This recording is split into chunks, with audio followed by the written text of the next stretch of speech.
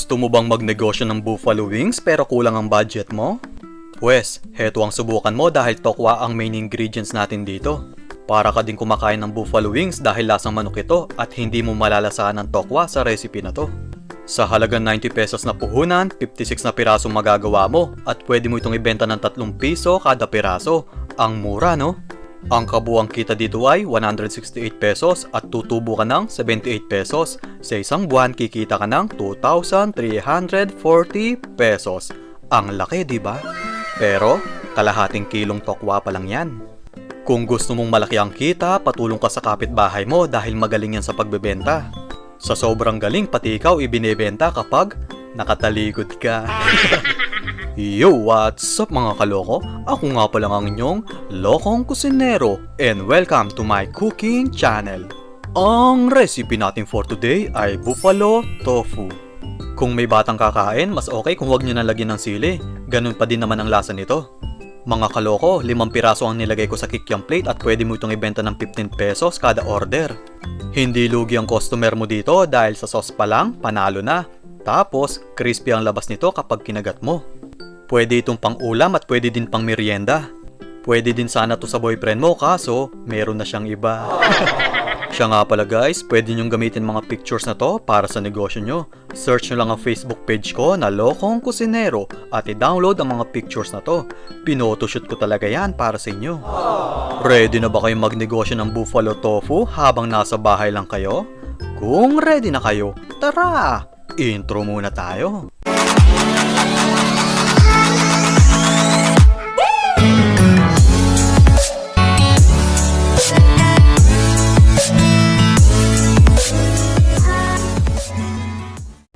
Kung bago ka sa channel ko, please click the subscribe button and the notification bell icon para ma-update kayo sa susunod nating mga video.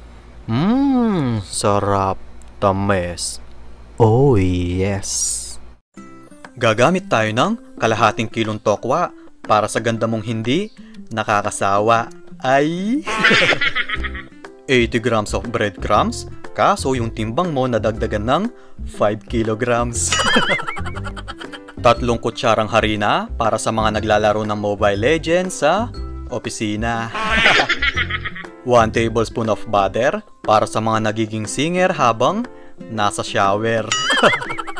6 na kutsarang banana ketchup para sa forever mong hindi mo na mahahanap. 3 kutsarang tomato sauce para sa katrabaho mong daig pa ang boss kung mag-utos.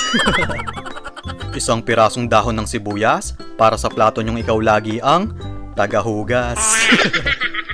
2 pirasong siling labuyo para sa mga babae na laging tinotoyo. 1 kutsaritang sesame seed para sa mga mister na laging sumisisid. Mukhang maraming siman dito ah. 3 kutsarang asukal para sa mga misis na laging nagsusugal.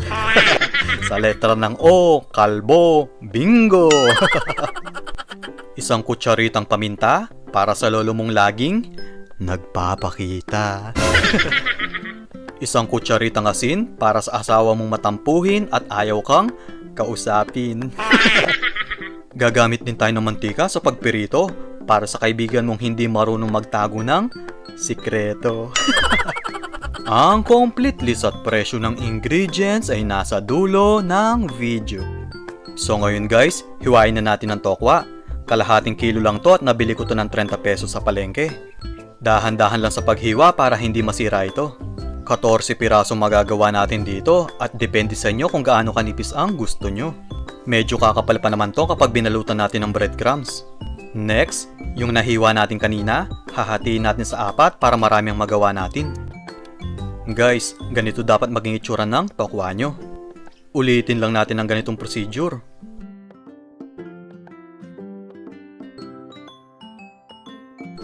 So, okay na to guys. Pwede na natin tong ipirito. 56 na pirasong nagawa natin dito, pero hindi ko na ipapakita lahat kapag pinirito kasi sobrang dami talaga nito. Mga kaloko, magpainit na tayo ng mantika para makapagpirito na tayo.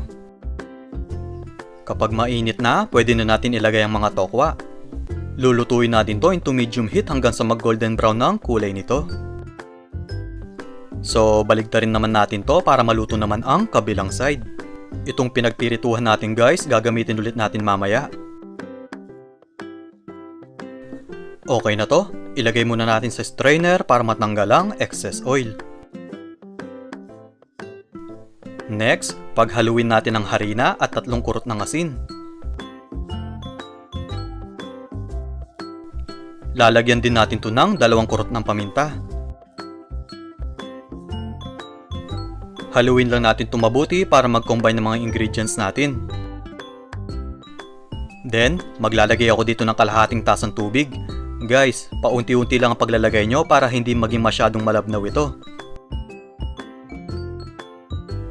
Ganito dapat kalapot ang mixture nyo. Next, ilagay na natin ang tokwa sa ating batter para kumapit ang bread crumbs natin.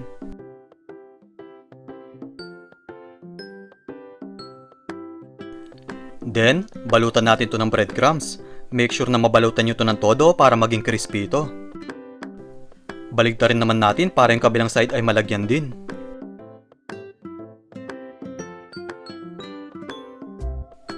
Okay na to guys, pwede na natin itong ipirito.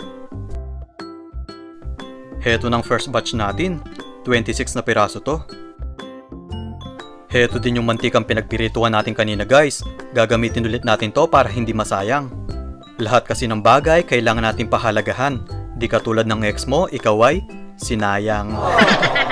So baligtarin natin to para maluto naman ang kabilang side. Hindi natin to kailangan ipirito ng todo dahil luto na yung tokwa natin. Basta mag golden brown lang yung breadcrumbs, pwede na natin tanggalin. So heto na yung napirito natin. Next, magtunaw tayo ng 1 kutsarang butter para sa ating sauce dahil hindi tayo gagamit ng mantika dito. Tapos, ilagay na natin ang 6 na kutsarang banana ketchup. Isunod na din natin ng 3 kutsarang tomato sauce. I-mix lang natin ito mabuti para mag-combine yung butter sa mga ingredients natin. Then, maglagay tayo ng 3 kurot ng asin.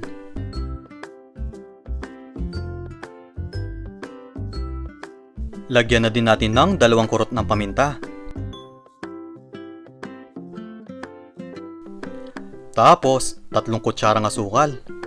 Guys, kung may natira kayong piniritong manok, pwede nyo din lagyan ng sauce katulad nito.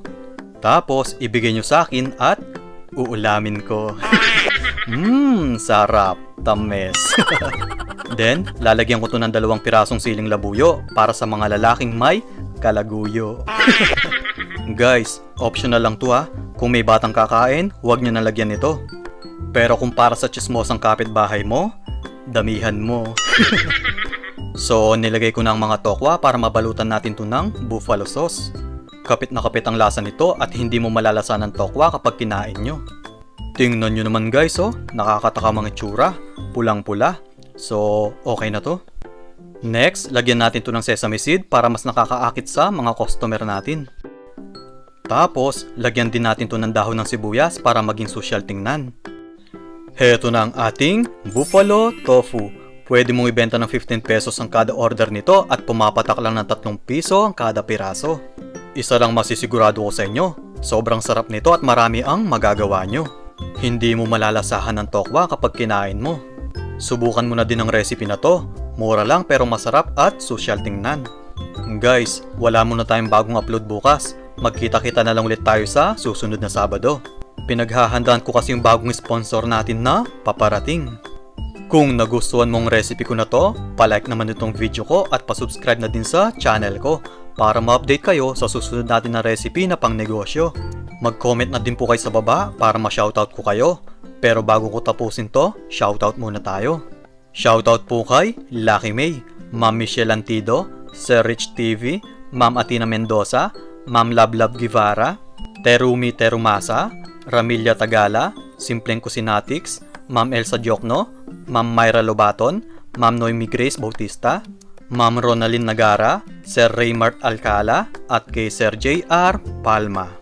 Maraming salamat po sa inyong panonood. Ingat po kayong lahat and God bless.